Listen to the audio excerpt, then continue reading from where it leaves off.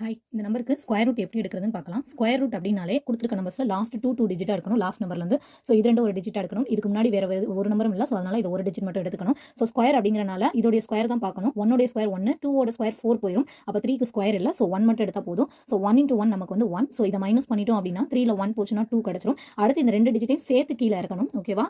So அடுத்து இங்கே என்ன நம்பர் போட்டோமோ இந்த சைடு அதை அப்படியே 2ஆல் மல்டிப்ளை பண்ணி போட்டுக்கணும். அது என்ன நம்பராக இருந்தாலும் ஓகே தான். ஸோ 1 × 2 வந்து 2. ஓகேவா? ஸோ இப்போ 2க்கு பக்கத்தில் நம்ம ஏதாவது ஒரு நம்பர் போட்டு மல்டிப்ளை பண்ணணும். அதாவது 2ஓட எந்த நம்பர் போடுறோமோ அதே நம்பரால தான் மல்டிப்ளை பண்ணணும். இங்கே 2 6 1 இருக்கு. ஸோ அதனால நம்ம ஃபர்ஸ்ட் கொஞ்சம் பெரிய நம்பரா போட்டு பார்ப்போம்.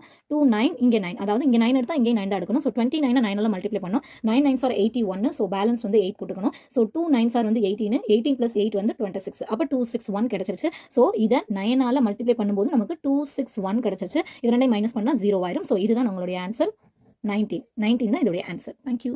5 digit ஸ்கொயர் ரூட் நெக்ஸ்ட் வீடியோவில் பார்க்கலாம்.